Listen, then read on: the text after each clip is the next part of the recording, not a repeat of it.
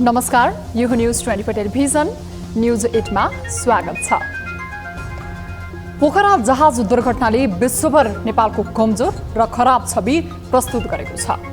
नेपालमा हवाई दुर्घटनाको डरलाग्दो आँकडा देखाएर हाम्रो आकाशमा उड्ने जहाजदेखि हाम्रा हवाई मैदानको दयनीय अवस्थाको बारेमा अहिले विश्वव्यापी बहस चलेको छ। विदेशी नागरिकहरूको समेत दुर्घटनामा मृत्यु भएका कारण पनि अतिरिक्त अन्तर्राष्ट्रिय चासो खिचिएको छ। अन्तर्राष्ट्रिय सञ्चार माध्यमले गहिरो चासो देखाएर नेपालमा जहाज दुर्घटनाका कारण खोतल्दा थुप्रै असावधानी पहिले आएका छन्।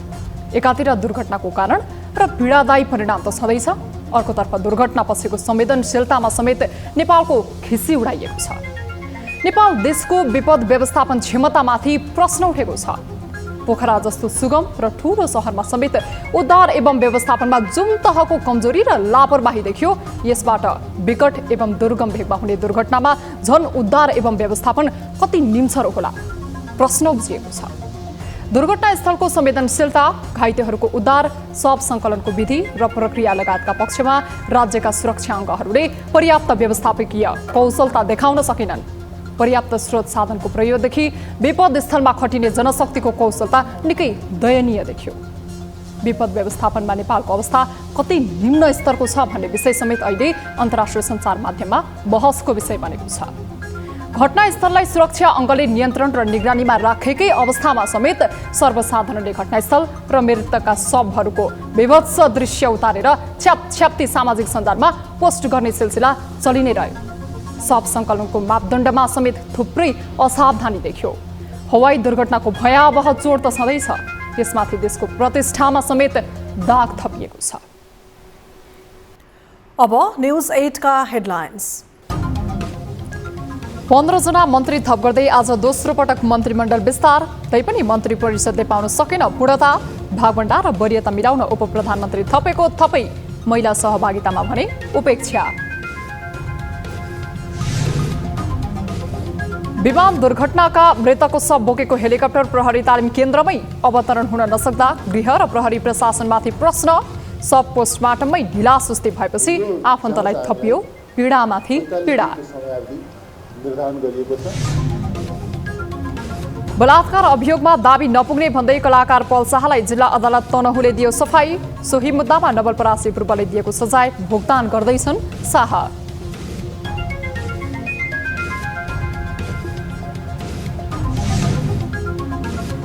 बेथितिले धराशायी बन्दै मुलुकको जेठो विश्वविद्यालय, दिनकै लापरवाहीले खस्कियो त्रिवीको शैक्षिक गुणस्तर। राजनीतिक भागभण्डाका कारणले यहाँ हुने नियुक्तिहरूको कारणले शैक्षिक क्यालेन्डर प्रभावित भइरहने र सुदूरपश्चिम प्रदेश र प्रदेश 1 महिला राष्ट्रिय T20 क्रिकेट प्रतियोगिताको अन्तिम 4 मा प्रवेश। सुदूरपश्चिमद्वारा एपीएफ पराजित हुँदा प्रदेश 1ले कर्णालीलाई हरायो।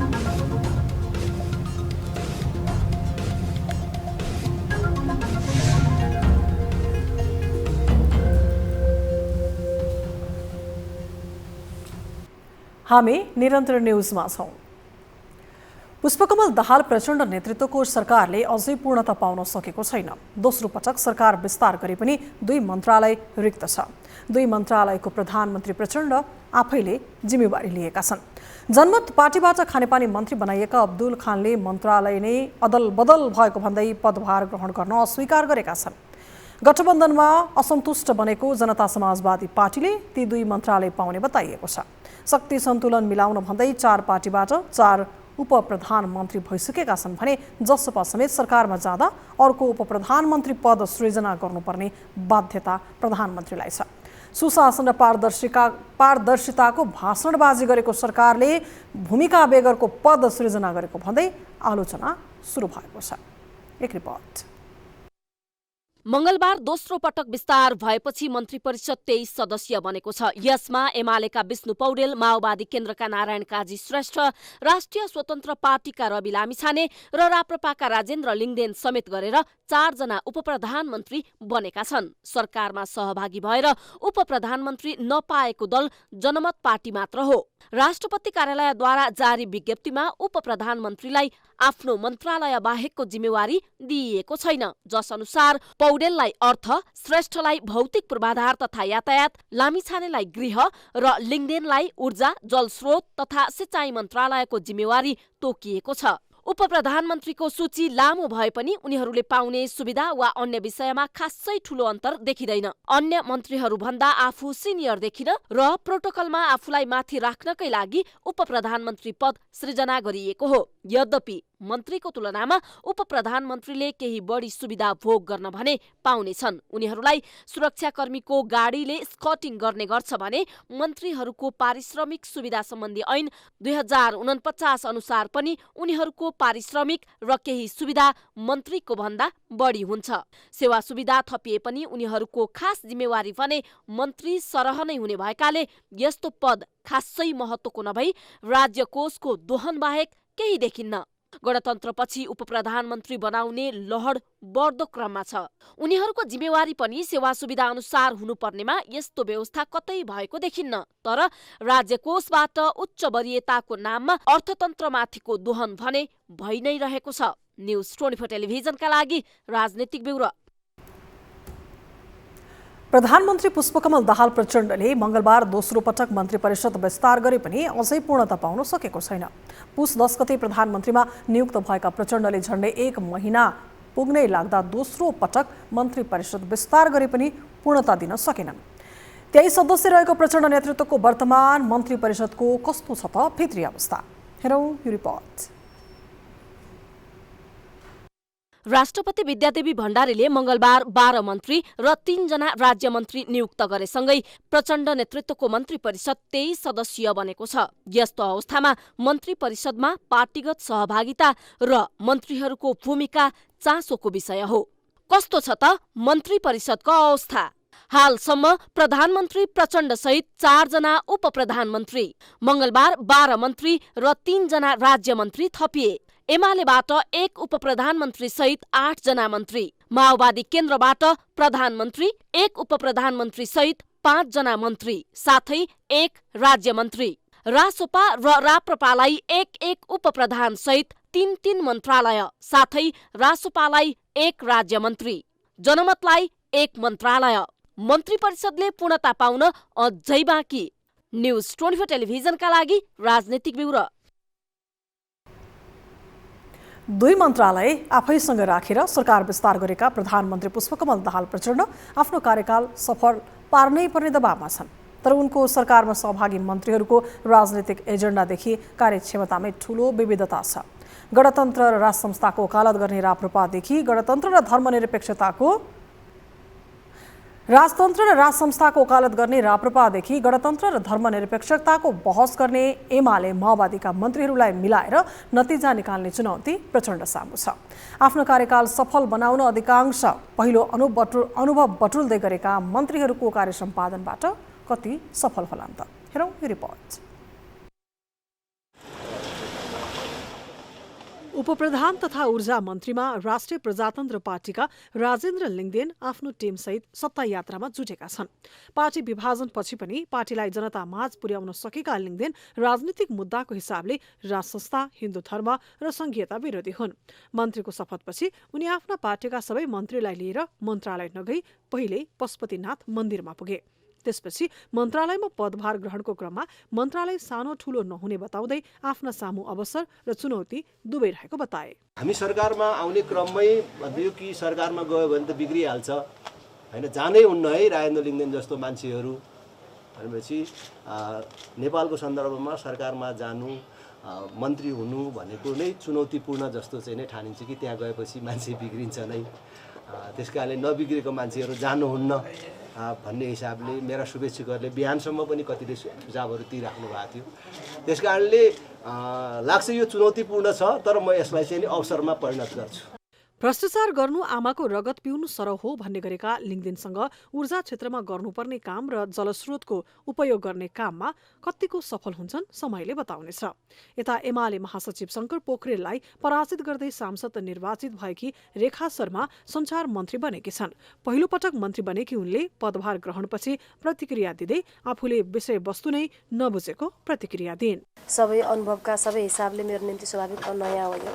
मैले केही अब धेरै कुरा बुझ्नुपर्ने हुन्छ र मेरो प्राथमिकता भन्दा पनि अहिले हामीले जुन नेपाल सरकारले जुन नीति कार्यक्रमहरूको कुरा पनि छँदैछ होइन, हामीले यो सहज पहुँच सूचना सञ्चार र प्रविधिमा सहज पहुँच एउटा जनताको पुर्याउने कुरा र अर्को कुरा चाहिँ यो सबै हाम्रो उत्पादनदेखि ल्याएर सबै सार्वजनिक सङ्घ संस्थानहरूमा सूचना र प्रविधिको कुरालाई सहजतापूर्वक कसरी उपलब्ध गराउन सकिन्छ र सूचनालाई कसरी अब सेवाग्राहीको पहुँच पुर्याउन सकिन्छ भन्ने कुरालाई विशेष ध्यान दिनुपर्छ भन्ने लागेको छ। यस्तै स्वास्थ्य तथा जनसङ्ख्या मन्त्री पदम गिरीले सबै नेपालीमा स्वास्थ्य सेवाको पहुँच सुनिश्चित गर्ने गरी काम गर्ने बताएका छन्। उनले स्वास्थ्य बीमा, निर्माणाधीन स्वास्थ्य भवन, जनशक्ति व्यवस्थापन लगायत काममा प्रतिबद्ध भन्ने बताए।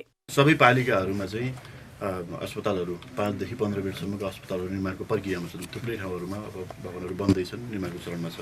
त्यहाँ आवश्यक चाहिने जनशक्तिहरू व्यवस्थापन गर्नुपर्ने होला, इक्विपमेन्टहरूको व्यवस्थापन गर्नुपर्ने होला। गाउँका जनताले नजिकैबाट एकदम गुणस्तरीय स्वास्थ्य सेवा लिन सकोस्, हाम्रो चाहना चाहिँ त्यो हुन्छ।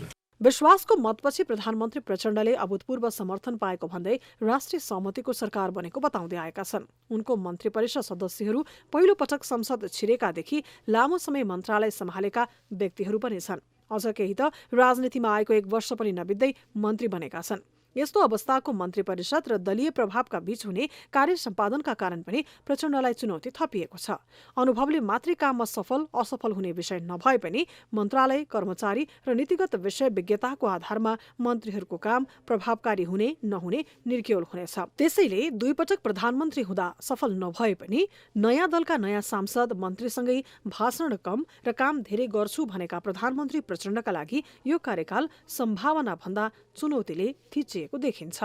न्यूज 24 टेलिभिजनका लागि राजनीतिक ब्युरो। हामी निरन्तर न्यूजमा छौं। नवनियुक्त उपप्रधानमन्त्री एवं ऊर्जा जलस्रोत तथा सिंचाई मन्त्री राजेन्द्र लिङ्गदेनले जनताले दिएको म्यान्डेट अनुसार सत्तारूढ दलहरूले मिलेर सरकार बनाएको बताएका छन्। शपथ लगतै आफूसहित पार्टीबाट बनेका नवनियुक्त मन्त्रीहरूसहित पशुपतिनाथ दर्शन गर्न पुगेका उपप्रधानमन्त्री लिङ्गदेनले नेपाली जनताले कुनै एक पार्टी, विचार वा सिद्धान्तलाई विश्वास नगरेपछि दलहरूले मिलेर सरकार बनाउनु परेको बताएका छन्। उनले सत्तारूढ दलहरूले मुलुकको आवश्यकता अनुसार ठिक ढङ्गले सहकार्य गरेको र कुनै पनि खालको नराम्रो काम आफूहरूको तर्फबाट नहुने दावी समेत गरेका छन्। राष्ट्रिय प्रजातन्त्र पार्टीका अध्यक्ष समेत रहेका उपप्रधानमन्त्री लिङ्गदेनले आफ्नो दलको विचार वा सिद्धान्त भन्दा पनि देश र जनतालाई केन्द्रमा राखेर राष्ट्रियता, राष्ट्रिय एकता, सुशासन, विकास र सेवा प्रवाहको मुद्दामा एक ठाउँ उभिएर मिलेर काम गर्ने प्रतिबद्धता जनाए।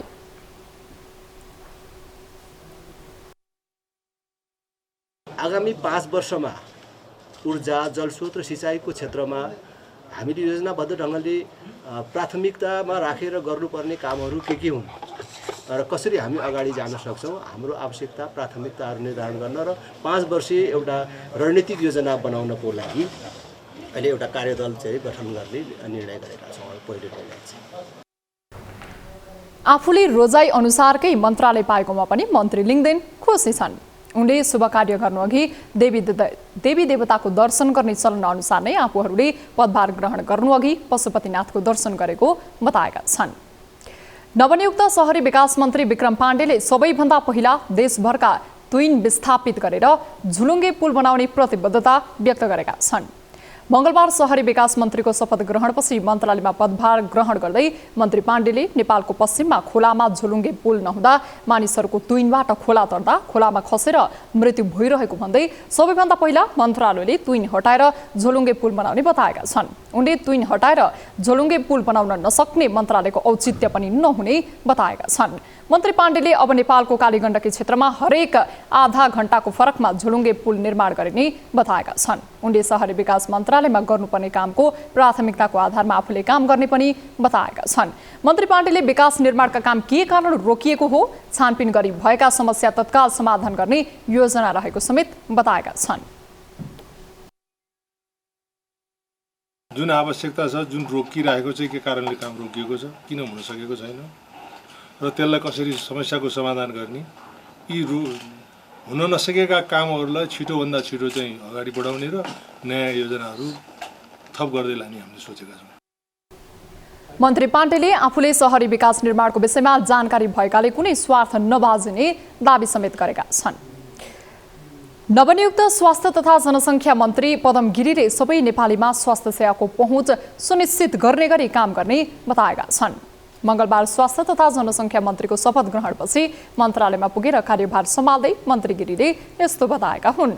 उनले सबै नेपालीहरूमा स्वास्थ्य सेवाको पहुँचलाई सुनिश्चित गर्न सम्पूर्ण ध्यान केन्द्रित गर्ने पनि बताएका छन्। सबै पालिकाहरूमा निर्माणाधीन अवस्थामा रहेका अस्पतालहरूमा आवश्यक जनशक्ति र उपकरणहरूको व्यवस्थापनमा पनि ध्यान दिने उनको भनाइ छ। जनताहरूले गुणस्तरीय सेवा लिन सकुन् भन्ने आफ्नो चाहना रहेको उल्लेख गर्दै उनले त्यसका लागि रफ्तारमा काम अगाडि बढाउने बताएका छन्।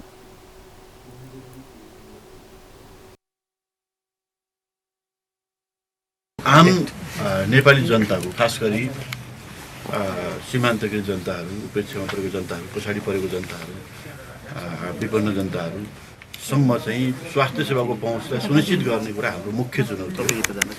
त्यो कुरा चाहिँ पुरा गर्ने गरी हामीले सम्पूर्ण ध्यान त्यसमा केन्द्रित गर्छौँ। मन्त्री गिरीले स्वास्थ्य बीमाको कार्यक्रमलाई प्रभावकारी ढङ्गले कार्यान्वयन गर्ने प्रतिबद्धता समेत जनाएका छन्। यसैबीच स्वास्थ्य तथा जनसङ्ख्या राज्यमन्त्री डाक्टर तोसीमा कार्कीले मन्त्रालयमा आएपछि स्वास्थ्य सेवाका न्यूनतम मापदण्ड सम्बन्धी पहिलो निर्णय गरिएको बताएकी छन्। स्वास्थ्य चौकी थियो, अहिले आधारभूत स्वास्थ्य केन्द्र भनिएको छ। ती स्वास्थ्य केन्द्रहरूमा हुनुपर्ने उपकरणहरू, जनशक्तिहरू, सेवाहरू सम्बन्धीका नियमनकारी मापदण्डहरू छन्। त्यो साथसाथै हजुरको यो क्षेत्रीय स्तरका अस्पतालहरू, जिल्ला स्तरका अस्पतालहरू, केन्द्रीय स्तरका प्रादेशिक स्तरका अस्पतालहरूमा हुनपर्ने मापदण्ड सम्बन्धीका निर्णय हामीले आज लिएका छौँ। उनले आम नेपालीको पहुँचमा स्वास्थ्य सेवालाई पुर्याउने गरी काम गर्ने प्रतिबद्धता समेत जनाएकी छन्। पोखरामा आइतबार भएको विमान दुर्घटनामा परि ज्यान गुमाएकाहरूको शव काठमाडौँ ल्याइएको छ। यति एयरलाइन्सको विमान दुर्घटनामा भेटिएका 70 शवमध्ये 48 शव काठमाडौँ ल्याइएको हो। काठमाडौँ ल्याइएका 48 शव त्रिवी शिक्षण अस्पतालमा पोस्टमार्टम तथा पहिचानपछि आफन्तलाई बुझाइनेछ। एक रिपोर्ट। विमान दुर्घटनामा परि ज्यान गुमाएकाहरूमध्ये 48 जनाको शव काठमाडौँ ल्याइएको छ। फेला परेका 70 शवमध्ये 22 जनाको शवको पोखरामा नै शनाखत भएको हो। शनाखत शव आफन्तलाई बुझाइसकिएको छ। पहिचान नभएका 48 शव महाराजगञ्ज स्थित त्रिवी शिक्षण अस्पतालमा ल्याइएको हो। पहिलो पटक 25 शव नेपाली सेनाको वायुयानबाट काठमाडौँ ल्याइएको हो। पहिलो चरणमा ल्याइएका 25 शव महाराजगञ्ज स्थित नेपाल प्रहरीको तालिम केन्द्रमा वायुयान अवतरण गर्ने योजना रहे पनि वायुयान अवतरण हुन नसकेपछि त्रिभुवन अन्तर्राष्ट्रिय विमानस्थल लगिएको थियो।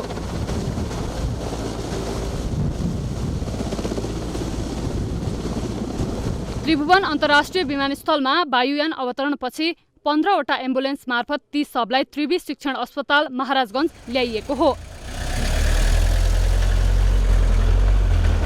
आइतबार भएको यति एयरलाइन्सको विमान दुर्घटनामा 53 जना नेपाली नागरिक, 5 जना भारतीय, 4 जना रसियन, आयरल्यान्डका 1 जना, अस्ट्रेलियन 1 जना, अर्जेन्टिनी नागरिक 1 जना, कोरियन नागरिक 2 जना, फ्रान्सेलिक नागरिक 1 गरी कुल 68 जना यात्रु र 4 जना चालक दलले ज्यान गुमाएका छन्। न्युज 24 टेलिभिजनका लागि क्यामेरामा प्रभात थापाका साथमा टिभी जर्नलिस्ट त्रिगुणा भट्टराई बस्नेत, काठमाडौँ। न्युजहरू अझै बाँकी नै छन्। अब पालो ब्रेकको।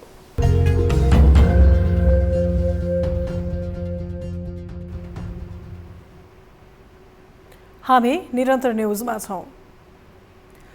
पुष्पकमल दाहाल प्रचण्ड नेतृत्वको सरकारले आंशिक रूपमा पूर्णता पाएको छ। दोस्रो पटक मन्त्री परिषद विस्तार भएको 23 सदस्यीय मन्त्री परिषदमा 17 पुरुष र 6 महिला छन्। 4 जना उपप्रधानमन्त्री बनाएका प्रचण्डले मन्त्री परिषदमा महिलाको उपस्थिति कमजोर देखिएको छ। तीमध्ये 1 जना मात्रै दलित सदस्यलाई राज्य मन्त्री बनाइएको छ। 6 महिला मध्ये 2 महिला र 1 पुरुष राज्य मन्त्री बनेका छन्। एक रिपोर्ट। मङ्सिर 4 मा सम्पन्न सङ्घ र प्रदेशको निर्वाचनमा राजनीतिक दलहरूले प्रत्यक्षतर्फ महिला उम्मेद्वारी कम उठाएका थिए। कम उम्मेद्वारी परेकै कारण थोरै महिलाले मात्र निर्वाचन जिते। सरकार गठनको क्रममा पनि महिलालाई कम प्राथमिकतामा राखिएको छ। मंगलबार प्रधानमन्त्री पुष्पकमल दाहाल प्रचण्डले दोस्रो पटक मन्त्री परिषद गठन गर्दा पनि महिलालाई मन्त्री बनाउने सवालमा कन्जुस्याई गरेका छन्। 4 सदस्यीय उपप्रधानमन्त्रीको सूचीमा महिलाका लागि स्थान नै छैन। 23 सदस्यीय मन्त्री परिषद गठन हुँदा 4 महिलालाई पूर्ण र 2लाई राज्य मन्त्री बनाइएको छ। प्रतिशतका हिसाबले महिलाको सहभागिता राम्रो देखिए पनि जिम्मेवारी दिने सवालमा दलहरू उदासीन देखिएका छन्। संसदमा नयाँ शक्तिका रूपमा उदाएका दलहरू रासोपा र राप्रपा यसमा थप उदासीन देखिएका छन्। समग्रमा प्रचण्ड नेतृत्वको सरकारमा 26% महिला सहभागिता भए पनि जिम्मेवारी दिने सवालमा कन्जुस्याई देखिएको हो। राष्ट्रिय प्रजातन्त्र पार्टीका 14 सांसद छन्, जसमध्ये 5 महिला सांसद छन्। तर उनीहरू कसैलाई पनि राप्रपाले मन्त्रीमा पठाउन लायक भेटेन। सबै क्षेत्रमा महिला सहभागिता कम भएको भन्दै उठ्ने गरेका आवाजलाई राप्रपाले केही हदसम्म पुष्टि गरिदिएको छ। राप्रपामा मात्र नभई नयाँ दलको रूपमा उदाएको राष्ट्रिय स्वतन्त्र पार्टी पनि महिला सहभागिताको सवालमा निर्मम बनेको देखिन्छ। 20 सांसद रहेको रासपाले अहिलेको मन्त्री परिषदमा 3 मन्त्री सहित 1 राज्य मन्त्री पाउँदा 1 महिलालाई राज्य मन्त्रीमा सीमित राखेको छ। संविधानले नै अंगीकार गरेको समानुपातिक समावेशी सिद्धान्तलाई सहजै स्वीकार गर्न नसकेका दलहरूबाट दलित मन्त्रीको संख्या नै छैन। माओवादी केन्द्रले दलित महिलालाई राज्य मन्त्री बनाए पनि 40 लाख भन्दा बढी दलितको प्रतिनिधित्व गर्ने गरी मन्त्री नै बनाइएको देखिँदैन। दलहरू महिलालाई मन्त्री बनाउने विषयमा उदासीन छन् भन्ने कुराको पुष्टि यसले पनि गर्छ। आधा बढी जनसङ्ख्या महिलाको भए पनि प्रतिनिधित्वको सवालमा कमजोर बनाइएको छ। संविधान र कानूनले नै समावेशी सहभागितालाई बाध्यकारी बनाए पनि दलहरूले कानूनका छिद्र खोज्ने काम कहिलेसम्म गर्ने? उपप्रधानमा पुरुष वर्चस्व रहिरहँदा महिलाको उपस्थिति शून्य कहिलेसम्म? यसको जवाफ दलहरूले दिनै पर्छ। यतियरको 9N ANC विमान दुर्घटनामा परेर मृत्यु भएकाहरूको शव पोखराबाट काठमाडौँ ल्याएको नेपाली सेनाको हेलिकप्टर प्रहरी तालिम केन्द्रमा रहेको हेलिप्याडमा अवतरण गर्नुपर्ने तय थियो। पोखराबाट शव ल्याएको सेनाको MI-17 हेलिकप्टर सुरुमा त्रिवी सेक्सन अस्पतालमै अवतरण गर्ने तालिका बनाइएको थियो, तर त्यहाँ अवतरण हुन नसक्ने भन्दै प्रहरी तालिम केन्द्रमा सारियो। तालिम केन्द्रमा हेलिकप्टरले उडाएको धुलोका कारण अवतरण गर्न सकिएन र एकाएक त्रिवी अन्तर्राष्ट्रिय विमानस्थलमा पुग्यो। उता विमान दुर्घटनापछि पहिचान भएको 3 दिनसम्म पनि शव पाउन नसक्दा आफन्त भने आक्रोशित बने। एक रिपोर्ट। विमान दुर्घटनाका शवहरू प्रहरी तालिम केन्द्रमा आउने भनेपछि पत्रकार सहित आफन्तहरू मंगलबार बिहानै त्यहाँ पुगेका थिए। शव वाहन सहित प्रहरी पनि तैनात भई शव पोस्टमार्टमका लागि शिक्षण अस्पताल लैजाने तयारीमा बसे। तर हेलिकप्टर अवतरण हुने स्थानमा उडेको धुलोका कारण हेलिकप्टर त्रिवी विमानस्थलतर्फ लाग्यो।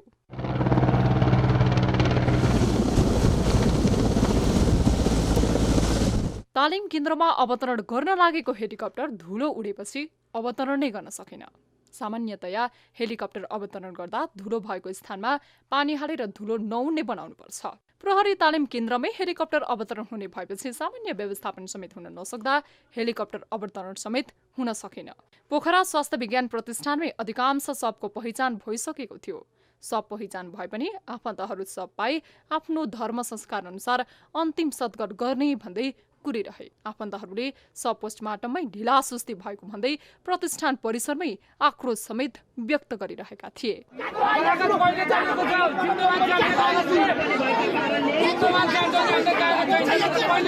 उद्धार तथा खोजी कार्य सेती नदी खोजमा केही जटिल थियो।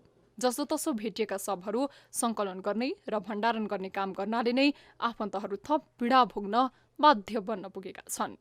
आफन्त गुमाएकाहरू पोखरादेखि त्रिवी शिक्षण अस्पतालको प्राङ्गणमा शवको पर्खाइमा छन्। तर सरकारले शव हस्तान्तरणमा भने कुनै चासो नदेखाएको आफन्तको गुनासो छ। मृतक परिवारले समयमै शव पाएमा अन्तिम संस्कार गरी पीडा भुलाउने थिए। तर पोस्टमार्टमदेखि विभिन्न प्रक्रियाका लागि भएका ढिलासुस्तीले आफन्तलाई थप पीडा थपिदिएको छ। विमान दुर्घटना लगत्तै सरकारले निकै सक्रियता देखाएको थियो। प्रधानमन्त्री र गृहमन्त्री घटना लगत्तै विमानस्थल पुगेर उद्धार र खोजी कार्यका लागि निर्देशन दिएका थिए। लगत्तै बसेको मन्त्री परिषदको बैठकले आफन्तहरूलाई अवस्था बुझ्न हटलाइनको व्यवस्था समेत गरेको थियो। दुर्घटना जाँच आयोगको सदस्य सचिवमा संस्कृति, पर्यटन तथा नागरिक उड्डयन मन्त्रालयका सहसचिव बुद्धिसागर लामिछाने त्यसको सदस्य सचिव रहनुहुनेछ। यसरी 5 सदस्यीय दुर्घटना जाँच आयोगको गठन गरिएको छ। यो जाँच आयोगलाई 45 दिनको समयावधि निर्धारण गरिएको छ र यो आयोगले यो दुर्घटनाको कारण पहिचान गर्नुका साथै आगामी दिनमा त्यस्तो दुर्घटना हुन नदिनेका लागि अपनाउनु पर्ने वा गर्नुपर्ने कार्यका लागि सुझावसहितको प्रतिवेदन यसले प्रस्तुत गर्नेछ। शोक मनाउने भन्दै सार्वजनिक विदा नै दिएको सरकारले त्यसपछिका कामहरू भने तीव्रताका साथ अगाडि बढाउन सकेन। अझ सब बोकेको हेलिकप्टर अवतरणै हुन नसक्नु गैर जिम्मेवार हो। न्युज 24 टेलिभिजनका लागि ब्युरो रिपोर्ट। निर्वाचनपछि गठबन्धन बदलेर प्रधानमन्त्री बनेका पुष्पकमल दाहाल प्रचण्डलाई नेपाली कांग्रेसले पनि विश्वासको मत दिएको थियो। केन्द्र सरकारमा जस्तै बागमती प्रदेशमा पनि कांग्रेसले मुख्यमन्त्री शालिग्राम जमकट्टेललाई विश्वासको मत दिएको छ। पुस 25 गते 70 सांसदको समर्थनमा मुख्यमन्त्रीमा नियुक्त भएका जमकट्टेलले मंगलबार अप्रत्याशित रूपमा विश्वासको मत पाएका छन्। एक रिपोर्ट। प्रधानमन्त्री पुष्पकमल दाहाल प्रचण्डले जस्तै बागमती प्रदेशका मुख्यमन्त्री शालिग्राम जमकट्टेलले पनि अप्रत्याशित रूपमा विश्वासको मत पाएका छन्। 110 सदस्यीय बागमती प्रदेशसभामा मुख्यमन्त्री जमकट्टेलले 105 मत पाए। विश्वासको मतका लागि उनलाई 56 मत भए पुग्थ्यो। सत्ता गठबन्धनमा रहेका र अन्य दल गरी 70 सांसदको समर्थनमा उनी मुख्यमन्त्रीमा नियुक्त भएका थिए। प्रदेश सभामुखको आकांक्षा राखेको कांग्रेसलाई सत्ता गठबन्धनले साथ नदिएपछि कांग्रेस सांसदहरू रुष्ट थिए।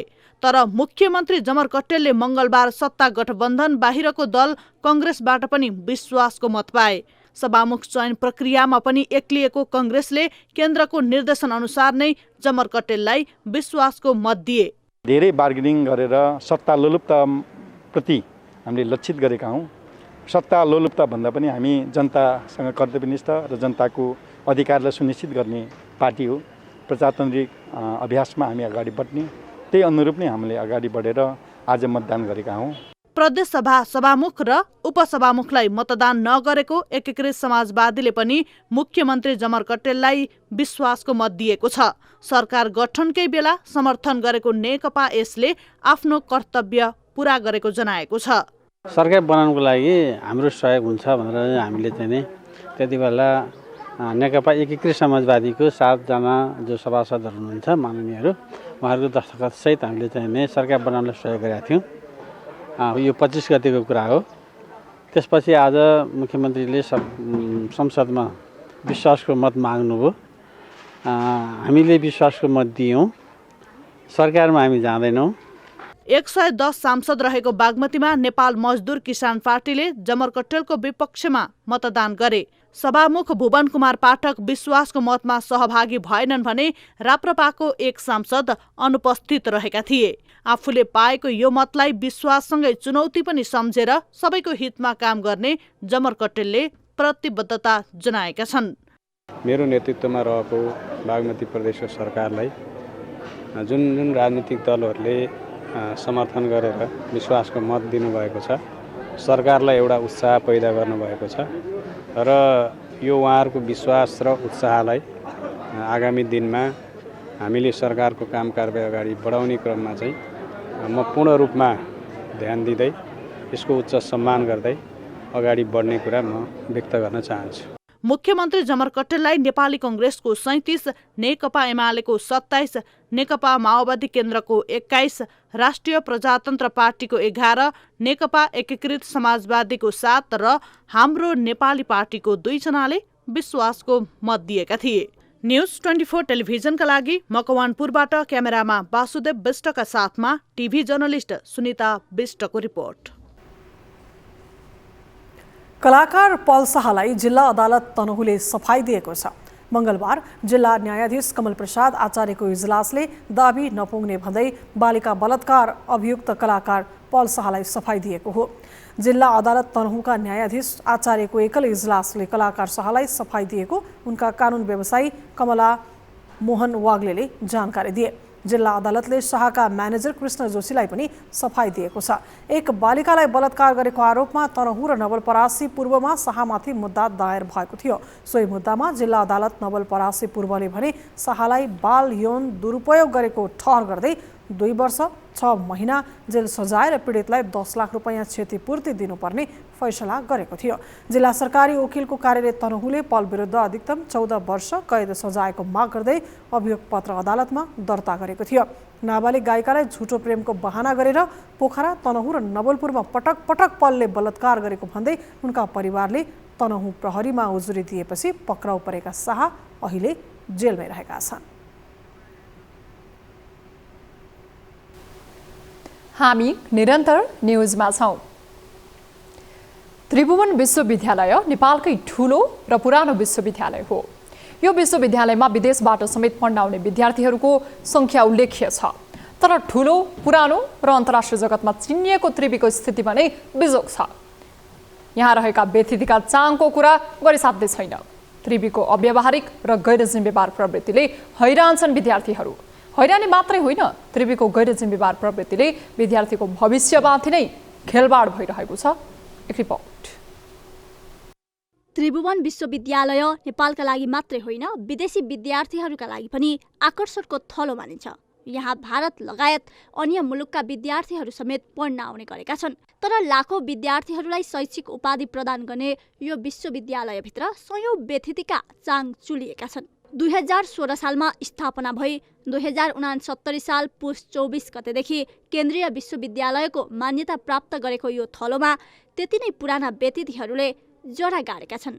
नियमित तालिका अनुसार परीक्षाफल प्रकाशित नगर्ने, परीक्षा कार्यक्रम नै शैक्षिक तालिका अनुसार नहुने, एउटै रजिस्ट्रेसन नम्बरबाट 2 जनाको ट्रान्सक्रिप्ट बनाउने, प्रश्नपत्र दोहोर्याउने, एउटा विषयको प्रश्न अर्कै विषयमा समावेश गरिदिने सेमेस्टर प्रणालीमा भद्रगोल यी र यस्ता समस्याको अखडा जस्तै देखिन्छ त्रिवी। प्राचार्यहरूले गर्ने मनपरी राजनीतिक अखडा यी समस्या पनि जरा गाडिएका व्यतिथि हुन्। शैक्षिक क्यालेन्डरको कुरा र राजनीतिक भागबण्डाका कारणले यहाँ हुने नियुक्तिहरूको कारणले शैक्षिक क्यालेन्डर प्रभावित भइरहने एउटा मुख्य समस्या छ। युनिभर्सिटीको फुल टाइमर टिचर भइसकेपछि 10 to 4 को चाहिँ अफिसमा आएर आफ्नो गतिविधिहरू गर्नुको सट्टा यहाँ चाहिँ 1-2टा प्रेड लिने या प्रेड पनि चाहिँ आफ्नो चाहिँ अरू पार्ट टाइमको टिचरलाई दिएर चाहिँ आफू चाहिँ विदेशमा गएर चाहिँ त्यहाँ आरामदायक जीवन बिताउने, यहाँ चाहिँ पार्ट टाइम टिचरहरू राखेर चाहिँ ती चाहिँ योग्यता दक्षता नपुगेको टिचरहरूलाई दिने, 50% स्यालेरी यहाँ दिने, 50% स्यालेरी आफू खाने। विद्यार्थीले आफूले भोग्नु परेका हैरानी सुनाउँदै गर्दा यहाँका प्राध्यापक भने यस्तो बताउँछन्। डामाडोल हुने गरी त भएको छैन होइन, बाहिर धेरै कुराहरू चाहिँ अब त्यो अलिक बढी चाहिँ बढाइ चढेर गएर पनि आउँछ, त्यस्तो चाहिँ उता होइन त। अलिकति रिजल्ट ढिलो भएको हो, सबैमा अलिकति हुन नसकेको, व्यवस्थापन पक्ष अलिकति कम हो। तर त्यसरी चाहिँ सबै अप्ठ्यारै स्थिति हुने गरी त होइन। हरेक संकायको शैक्षिक गुणस्तरलाई राम्रो बनाउने, छानबिन गर्ने दायित्व सम्बन्धित डिन कार्यालयको हो।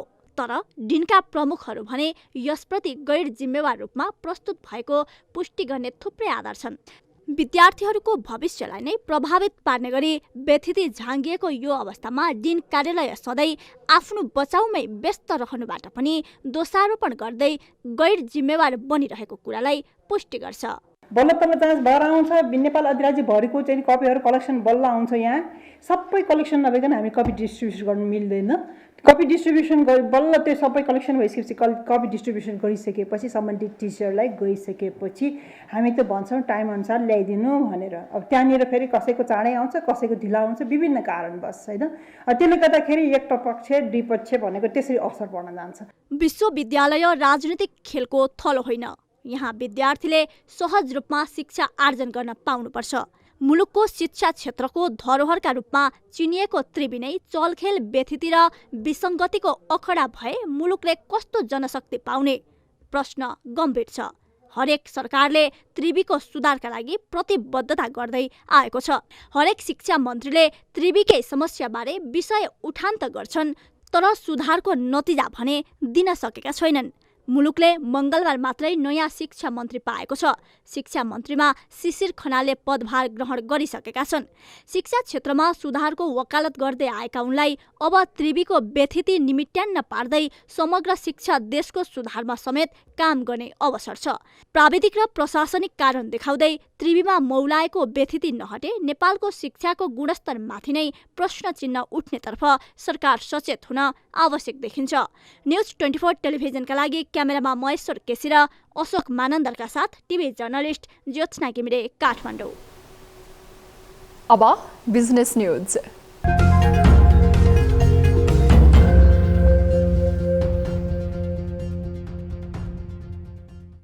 बैंक तथा वित्तीय संस्थाको निक्षेपमा सुधार आएसँगै अन्तर्ब्याङ्क दरमा गिरावट आएको छ। बैंक तथा वित्तीय संस्थाको अन्तर्ब्याङ्क कारोबारको ब्याज दर 5.95% झरेको हो।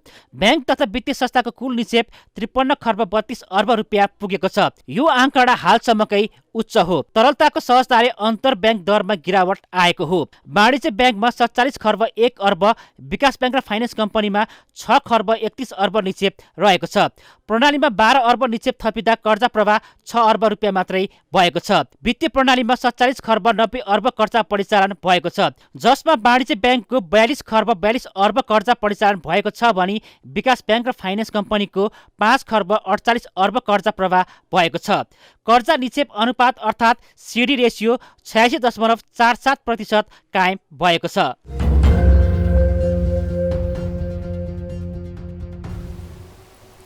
माघ महिनादेखि बैंकहरूले निक्षेपको ब्याज दर घटाएको छ।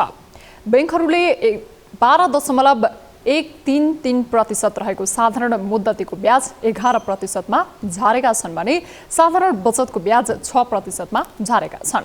तर पनि व्यवहारमा ऋणीहरूले ब्याजको दरमा कुनै पनि कमी नआएको भन्दै आक्रोश पोखेका छन्। एक रिपोर्ट। ऋणीहरूले बैंकले निक्षेपको ब्याजको दर घटे पनि कर्जाको ब्याज दर नघटाएको भन्दै आक्रोश पोखेका हुन्। नयाँ सरकार बनेपछि राष्ट्र बैंकले चालु पुँजी कर्जा मार्गदर्शन संशोधन गरेर व्यवसायको माग पूरा गरेको छ भने वाणिज्य बैंकहरूले पनि आधार दर घटाएर ऋण सस्तो बनाउन निक्षेपको ब्याज घटाएका छन्। नेपाल राष्ट्र बैंकले दिएको सीमाभित्र रहेर ब्याज दर घटाउने सहमति भएको नेपाल बैंकर्स संघका अध्यक्ष सुनिल केसीले बताए। माघ 1 देखि निक्षेपको ब्याज दर घटाउने निर्णय भएपछि कर्जा को ब्याज दर पनि परिवर्तन हुने बैंकर्स एसोसिएसनले जनाएको छ। तर आगामी वैशाख 1 देखि मात्रै कर्जाको ब्याज दर परिवर्तन हुने बैंकर्स संघले बताएको छ। त्रैमासिक रूपमा आधार दरमा भएको औसत गडबडको आधारमा सोही अनुपातमा कर्जाको ब्याज दर पनि घट्ने भएकाले निक्षेपको ब्याज दर घटे पनि यसको असर तत्काल नदेखिने हुँदा माघ, फागुन र चैतमा निक्षेपको ब्याज दरको आधार दर कति हुन्छ सोही अनुपातमा वैशाखमा कर्जाको ब्याज दर पनि घट्ने बैंकरहरूको भनाइ छ। त्यो त अहिले हामीले घटाएको चाहिँ डिपोजिटको रेट हो। त्यो डिपोजिट रेट घटिसकेपछि त्यसले बिस्तारै लेन्डिङको रेट पनि घट्दै जान्छ हैन, त्यो खालको अवस्था हो। र त्यसकारण अप्टिमिस्टिक केही हुन सकेन, तर एकदम कसियसली अप्टिमिस्टिक हुनुपर्ने टाइम जस्तो लाग्छ। अझै पनि थुप्रै रेस्पोन्सिबिलिटी हामी सबैले ब्याङ्किङ प्लस बिजनेस सबै उपभोक्ताहरूले पनि एउटा लेभलमा चाहिँ गर्नु पर्ला। पछिल्लो समय बैंकिङ प्रणालीमा तरलता सहज बन्दै गएपछि बैंकहरू ब्याज दर घटाउन सहमत भएका हुन्। तर निक्षेपको ब्याज दर घटेसँगै कर्जाको ब्याज पनि घट्छ कि भनेर आशावादी बनेको निजी क्षेत्र असन्तुष्ट देखिएको छ। निजी क्षेत्र चर्को ब्याज दरमा ऋण लिएर व्यवसाय गर्न बाध्य छ। तर वाणिज्य बैंकहरूले तत्काल कर्जाको ब्याज नघटाउने निर्णयप्रति असन्तुष्ट बनेका हुन्। व्यवसायीहरूले विगत लामो समयदेखि कर्जाको ब्याज दर एकल बिन्दुमा हुनुपर्ने माग गरिरहेका छन्। बैंकहरूले 18% कर्जाको ब्याज दर असुलेको भन्दै निजी क्षेत्र बैंकको विरोधमा उत्रिँदै आएको छ। तर माघदेखि निक्षेपको ब्याज दर घट्छ भन्नेमा विश्वस्त बनेको निजी क्षेत्रले नियमनकारी निकायमाथि आपत्ति जनाएको छ। अहिले वर्तमान परिवेशमा निर्माण उद्योग किन चलायमान हुन सकेन भन्दाखेरि हामीसँग चाहिँ तरलताको अभाव भयो। बैंकले हामीलाई लोन दिन सकेन, हाम्रो सप्लाई चेनले लोन पाएन, उद्योगले लोन पाएन र पाएको कर्जा पनि यति धेरै महँगो छ कि त्यो कर्जाको ब्याज दर तिरेर अहिले व्यवसाय गर्ने, पूर्वाधार खडा गर्ने, नयाँ नयाँ संरचनाहरू बनाउने स्थिति छैन। अहिले घर जग्गा ठप्प छ, नयाँ नयाँ भवनहरू बनाउन सकिँदैन। किन भन्दा लागत यति धेरै छ। चर्को बैंक ब्याज दरको असर अहिले सर्वसाधारणको भान्सामा पनि देखिएको छ। कोरोना महामारी, तरलताको अभाव जस्ता समस्या भोगेका व्यवसायी वित्तीय प्रणालीमा आएको उतार चढावप्रति रुष्ट छन्। उद्योग, पर्यटन व्यवसाय र निर्माण क्षेत्र चर्को ब्याज दरका कारण व्यवसाय नै बन्द गर्नुपर्ने अवस्था आएको भन्दै विरोध गरिरहेका छन्। बैंकहरूले निक्षेपको ब्याज दर घटाए लगत्तै कर्जाको दरमा पनि कमी आउने आशा गरेका ऋणीहरू पनि निराश भएका छन्। न्युज 24 टेलिभिजनका लागि क्यामेरामा सुनिल गुरुङका साथमा टिभी जर्नलिस्ट सृष्टि पराजुली, काठमाडौँ। न्युजहरू अझै बाँकी नै छन्, अब पालो ब्रेकको।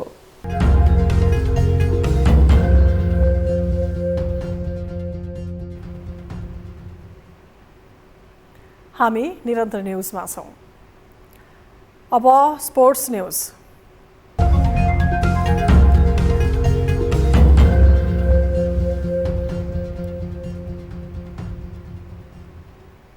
लीग चरणका सबै खेलमा स्पष्ट जित निकाल्दै सुदूरपश्चिम प्रदेश र प्रदेश 1 प्रधानमन्त्री कप महिला राष्ट्रिय T20 क्रिकेट प्रतियोगिताको अन्तिम 4मा प्रवेश गरेका छन्।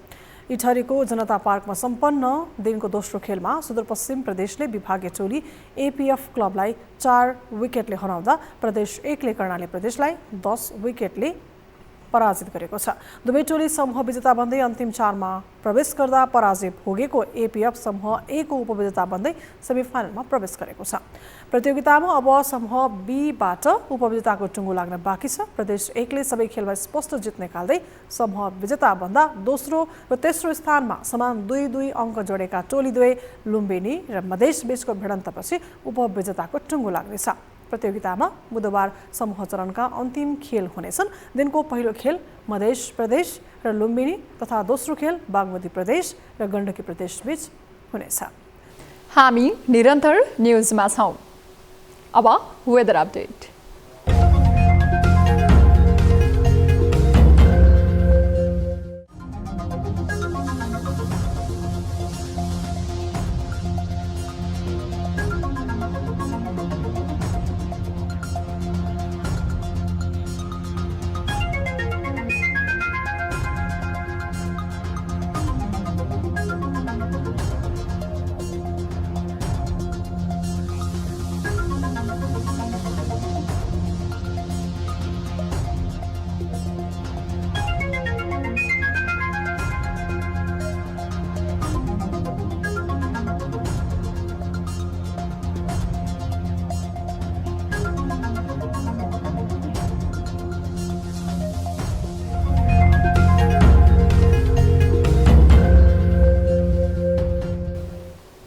अब न्युज 8को अन्त्यमा पुनः हेडलाइन्स। 15 जना मन्त्री थप गर्दै आज दोस्रो पटक मन्त्रीमण्डल विस्तार, तैपनि मन्त्री परिषदले पाउन सकेन पूर्णता। भागभण्डा र वरियता मिलाउन उपप्रधानमन्त्री थपेको थपै, महिला सहभागितामा भने उपेक्षा। विमान दुर्घटनाका मृतकको शव बोकेको हेलिकप्टर प्रहरी तालिम केन्द्रमै अवतरण हुन नसक्दा गृह र प्रहरी प्रशासनमाथि प्रश्न। सब पोस्टमार्टममै ढिलासुस्ती भएपछि आफन्तलाई थपियो पीडामाथि पीडा। बलात्कार अभियोगमा दाबी नपुग्ने भन्दै कलाकार पल शाहलाई जिल्ला अदालत तनहुले दियो सफाई। सोही मुद्दामा नवलपरासी पूर्वले दिएको सजाय भुक्तान गर्दैछन् शाह।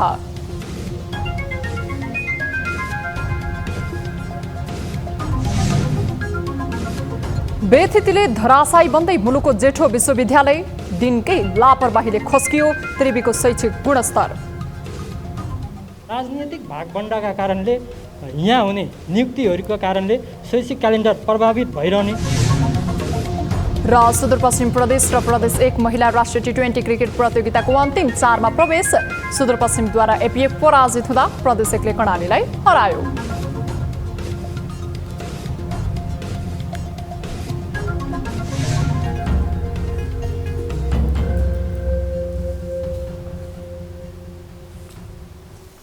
न्युज 8 अहिलेलाई यति नै। जाँदा जाँदै ताली र गालीका लागि हामीले सोधेको प्रश्नको अन्तिम नतिजा, यसपछि प्रसारण हुने कार्यक्रम सीधा कुरा जनतासँगमा हेर्न नभुल्नुहोला। थप न्युजका लागि हाम्रो वेबसाइट www.news24nepal.com हेर्नुहोला। साथै हामीलाई फेसबुक, ट्विटर र युट्युबमा पनि फलो गर्न सक्नुहुनेछ। यस्तै मोबाइल, भाइबर र इमेलबाट 24 हेल्प डेस्कमा कुनै समस्या या गुनासो छन् भने सम्पर्क गर्न सक्नुहुनेछ। अहिलेलाई बिदा दिनुहोस्। हामी निरन्तर न्युजमा छौँ। नमस्ते।